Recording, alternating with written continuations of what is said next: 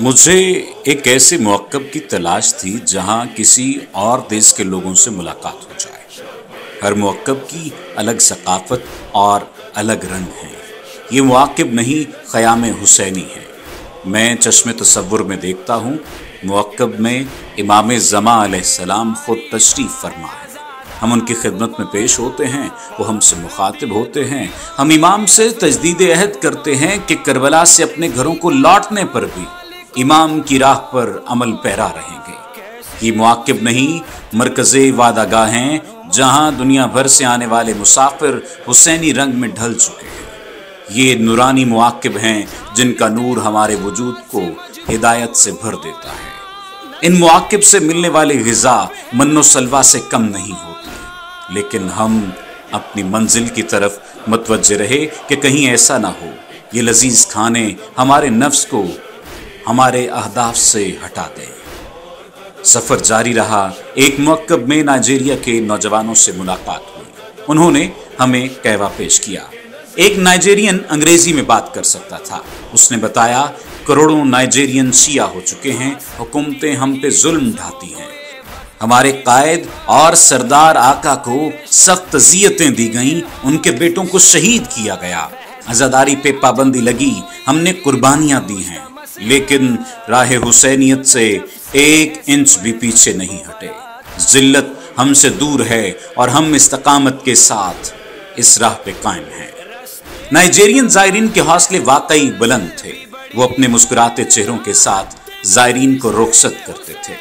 रास्ते में एक बड़ा दस्ता देखा, हाथों में हिज़्बुल्लाह के जर्द रंग के परचम, पेशानियां लब्बैक या हुसैन की सुर्ख पट्टियों से सजी हुई थी। इनमें से चंद एक ब्लैक जैकेट्स में मलबूस थे, जिस पे बड़े हुरूफ में दर्ज था, हम इमाम खुमैनी के बेटे हैं, यानी हम लश्कर खुमैनी से हैं। ये जवान असर हाजिर की करबला में हुसैन असर के मुजाहिद हैं। 3 दहाइयों की तारीख गवाह है। उन काबिल रश्क जवानों ने महज करबला के वाक़यात सुनकर गिरिया ही नहीं किया, बल्कि करबलाए लबनान में अपना लहू भी पेश किया। राह बहिश्त पर इमाम अलैहिस्सलाम से अपने अहद की तजदीद करते हैं। नजफ से करबला मार्च के रास्ते पर सैकड़ों मौक़िफ़ हैं। हर मौक़िफ़ में ज़ायरीन के लिए बेहतरीन सहूलियात हैं। आइडियल मौक़िफ़ वही है जिसमें खाने पीने और इस्तराहत के अलावा ज़ायर की रूहानी और फ़िक्री तरबियत के लिए मौक़े मुयस्सर हों। 7000 मौक़िफ़ में उर्दू जानने वालों के लिए एक मौक़िफ़ कुरानी भी है। कुरानी इदारा अल तंजील की जानिब से डॉक्टर अली अब्बास नकवी ने मौक़िफ़ नंबर 386 कायम किया हुआ था। यकम सफ़र से ही ये मौक़िफ़ लगा दिया जाता है। यहाँ पाकिस्तानी चाय नोश की, परदेश में अपने वतन की चाय पी कर अच्छा लगा। ख़ातीन और मर्दों की बड़ी तादाद यहाँ कुरान करीम की तिलावत कर रही थी। मैंने भी एक सफ़हा कुरान करीम का तिलावत किया। शाम के औकात में यहाँ अज़ादारी भी होती है। मौक़िफ़ से गुजरने वाला हर ज़ायर कुरान करीम की तिलावत करने के बाद इमाम महदी को हदिया करते हुए सलामती की दुआ करता था। तिलावत के बाद ज़ायरीन कुरान मजीद के साए में आगे बढ़ जाते थे।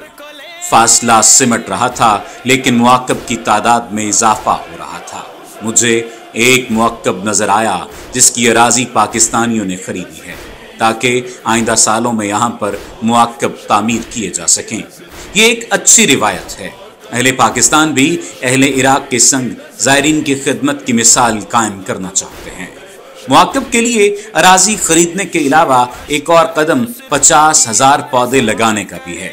कराची के 85 साला मोहम्मदी दरबार ने इराक़ के मुक़द्दस और ज़ियारती शहरों नजफ़ अशरफ और करबलाए मुअल्ला के दरमियान 80 किलोमीटर के रास्ते पर 50,000 दरख्त लगाने का अज़्म किया है। मौक़िफ़ से मौक़िफ़ सफ़र जारी था। कदम कदम पर हर नस्ल कौम और हर मुल्क के लोग नजर आते हैं। हाथों में या हुसैन अलैहिस्सलाम का परचम थामे करबला के रास्ते पर हुसैन अस्र की जानिब जा रहे थे। मुझे कुछ यमनी नजर आए। उन्हें मखसूस हुलिये से पहचानना आसान था। मुस्कुराते चेहरों के साथ एक दूसरे को गले लगाया, सलामती की दुआएं की, ये कहते हुए आगे चल दिए, शुक्रिया या हुसैन, आपने हमें यकजा कर दिया। लाखों लोगों को एक साथ एक मंजिल की तरफ जाते हुए देखकर इत्तेहाद व यकजहती की अजीम और तारीखी मिसाल पेश करते हुए हुजूर नबी करीम सल्लल्लाहु अलैहि वसल्लम की एक हदीस याद आई, जो आप सल्लल्लाहु अलैहि वसल्लम ने इमाम महदी अलैहिस्सलाम के ज़हूर के बारे में इरशाद फरमाई है। जब कायम के ज़हूर के बाद एक शख्स दूसरे शख्स की जेब में हाथ डालकर अपनी ज़रूरत पूरी करेगा, दूसरा उसे रोकेगा नहीं। बिलाशुबा राह बहिश्त में ऐसा अमली तौर पर नजर आता है। मुंतज़रीन इमाम ज़मान इस रास्ते को मिसाली और इलाही मुआशरे की जिंदा मिसाल करार देते हैं। बिलाशुबा जब इमाम महदी ज़हूर फरमाएंगे तो ऐसी ही हुकूमत कायम करेंगे जैसे यहाँ सब मर्द ख़ातीन मिलकर चल रहे हैं। किसी को कोई खौफ नहीं, किसी का झगड़ा नहीं, सब दिलो दिमाग की पाकीज़गी के साथ चलते हैं। ऐसे ही इमाम ज़मां की आलमगीर हुकूमत होगी। ये मशी, ये प्यादा रवी, ये लॉन्ग वॉक झलक है इमाम ज़मां की आलमी हुकूमत की। नजफ से करबला के दरमियान 80 किलोमीटर की मुसाफत में दाहिनी तरफ जगह जगह इमाम बारगाहें या सबीलें नजर आती हैं, जिन्हें इराक में मुअक्कब कहा जाता है। पूरे रास्ते में बहुत कम खाली जगहें नजर आती हैं, क्योंकि इमाम हुसैन अलैहिस्सलाम की अकीदतमंदों ने कदम कदम पर मुअक्कब बनाए हुए हैं, जहां पैदल चलने वालों की खिदमत की जाती है। मुअक्कब के बाहर स्टॉल लगाए जाते हैं और इसके पीछे इस्तराहत के लिए खेमा बनाया जाता है, जहां ज़ायरीन आराम करते हैं।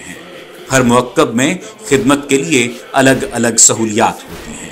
कहीं मेडिकल की सहूलियात होती हैं तो कहीं जूतों, कपड़ों और बैग की मुरम्मत और सिलाई की सहूलत मुयस्सर होती है। मुअक्कब पे चाय, कहवा, पानी और हमा इक़साम की ग़िज़ाएं दस्तयाब होती हैं। राह बहिश्त के अफलाकी सफ़र में खाने में कोई भी चीज़ पैसों के एवज़ नहीं खरीदनी पड़ती। जिससे जितना खाना है, जब तक खाना है, कोई पाबंदी नहीं।